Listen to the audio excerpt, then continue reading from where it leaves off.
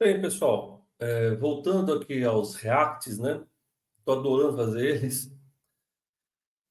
Eu vou pegar uma fala pequena, bem pequena, de um cara chamado Jacob Borender, que foi um dos principais historiadores marxistas no Brasil, né? Ele morreu faz uns 10 anos, mais ou menos. Morreu com quase 90 anos. E ele tem obras, assim, muito seminais, né? Sobre, por exemplo, a escravidão. Ele tem um livro chamado O Escravismo Colonial, muito bom, né? Sobre uma interpretação marxista do processo escravitório no Brasil. E tem um outro livro também que chama Combate nas Trevas, um livro excelente para você entender as principais organizações de esquerda que existiam na luta contra a ditadura militar, né? Inclusive ele participou de uma dessas entidades, ele rompeu com o Partido Comunista na época, né? Porque o Partido Comunista ele não tinha a intenção de ir para a luta armada, né? E aí por isso que surgiram outras denominações, né? Inclusive ele criou o PCBR na época, Partido Brasileiro, Partido Comunista Brasileiro Revolucionário. E aí, bem, enfim, ele é um cara super importante, né? Se vocês tiverem interesse, eu acho que vale muito a pena ver os vídeos dele que tem na internet, mas também livros que ele escreveu, né? Ele, até onde eu sei, ele fez faculdade, mas a vida inteira ele foi um autodidata. Teve algum livro, esse Escravio Colonial, se eu não me engano, ele escreveu dentro da prisão, na época que ele estava lá, né, na ditadura militar. Mas eu queria mostrar um trecho pequeno que eu vi sobre o que ele fala que é utopia.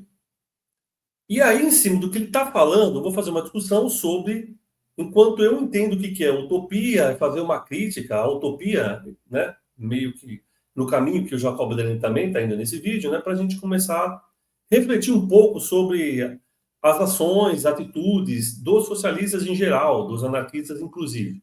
Ok? Então eu vou mostrar ele falando, um curto, deve ter uns 40 segundos, e aí depois eu entro para comentar um pouco sobre o que ele está dizendo. Beleza?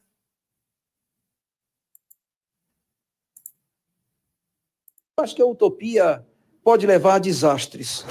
Porque a utopia é isso, o cara chega ao poder e ele quer botar a sociedade dentro da roupa que ele talhou.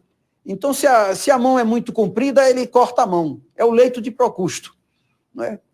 E um utopista pode ser implacável. Porque Stalin foi utopista, Pol Pot também foi utopista. Matou 2 milhões de cambodianos para talhar a sociedade cambodiana no modelo igualitário, que era dele e dos seus comparsas. Acho que é utopia. Bem, ele é marxista, ok? Vai morrer marxista. Tem até um vídeo na Boitempo, eu acho, que uma das últimas coisas, um debate sobre até a obra dele. Ele é um dos principais marxistas que existiram no Brasil. Ele deixa muito claro, né, de que a utopia pode significar, né, que é o quê? Dentro da perspectiva que ele tem, que é marxista, né, as pessoas tomam poder e podem não fazer justamente aquilo que elas se comprometeram, né? Por quê? Porque o ser humano é complexo, né? Não é porque o ser humano é socialista, ele é anarquista, que ele deixa de ser ser humano. Ou ele se transforma num ser humano especial. Ele é um ser humano como qualquer outro. Ele só se diz agora anarquista, socialista e assim por diante. Ok? E aí, o que o Jacob Blender mostra, né, nesse pequeno vídeo, bem pequeno, né? Com bastante densidade, eu acho, né? Que é a questão de o mundo utópico pode ser muito pior do que esse mundo que a gente aqui tem, né? Com a ânsia de querer mudar esse mundo para uma coisa melhor, a gente pode construir algo muito pior do que ele. E aí ele cita alguns casos, né, específicos, que é o Stalin e o Pol Pot, né? Bem, não vou discutir se eles eram tópicos ou não, como ele está dizendo, mas ele considera como tópicos, né? O que tinha a intenção de uma sociedade igualitária, né? E aí eu acho interessante uma parte que ele diz assim: o utópico, né, ele chama de utopista, né? O utópico, ele vai o quê? Ele vai tentar fazer com que a sociedade se enquadre no sistema que ele tem. Então, por exemplo, a sociedade é complexa, o sistema dele é dual. Ele pega a complexidade da sociedade e joga no sistema dual. E ele faz isso, obviamente vai ter problema. Por quê? Porque o sistema que ele tem, né, não comporta a sociedade que ele quer explicar. O que ele faz? Segundo Jacob Blender, ele começa lá a cortar as mãos, porque ele tenta o quê? adequar a sociedade ao seu pensamento. Já que o pensamento dele é tão bom, de que se alguma coisa dá errada quando ele tenta fazer essa transposição, o erro está na sociedade, não está no pensamento dele. E aí eu vou mais além do Jacob Gorender, né?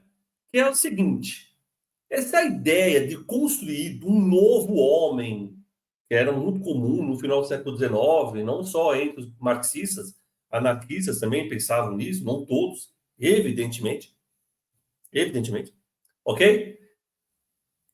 É um pouco que você achar de que esse homem que existe na nossa sociedade, ele só é desse jeito por causa do sistema que ele vive.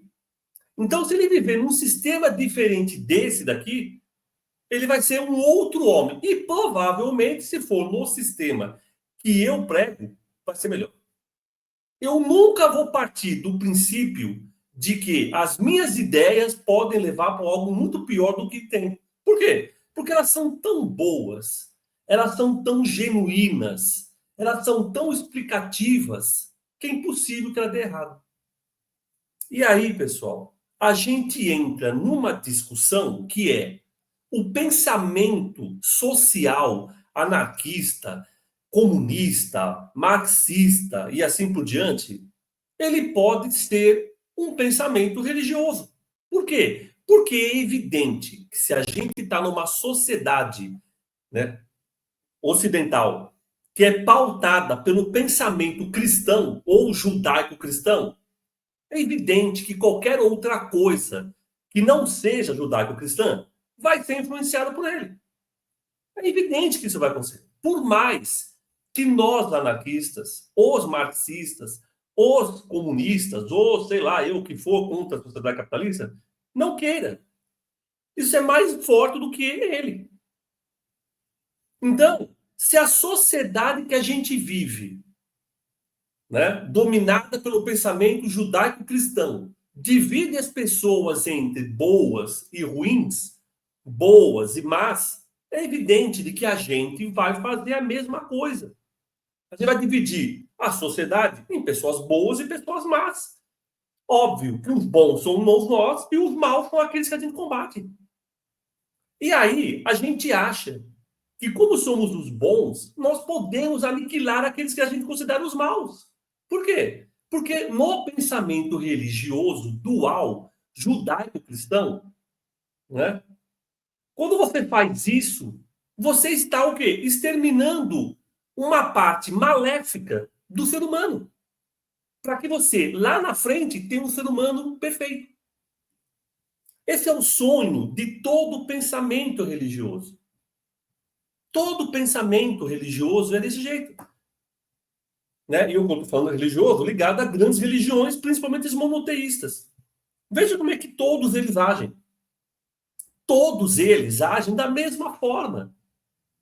Por isso que é difícil, né, você conseguir convencer um religioso, seja ele cristão, muçulmano, judeu, anarquista, comunista e assim por diante, de que ele pode estar equivocado, né?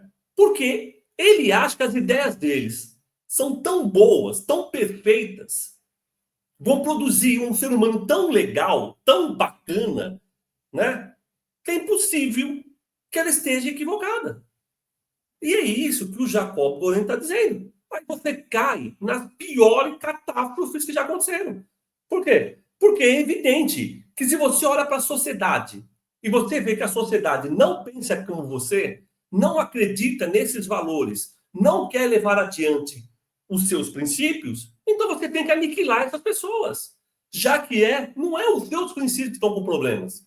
Não são as suas ideias que estão erradas. Não são os seus ideais que são complexos, né, e contraditórios às vezes. Os problemas são eles.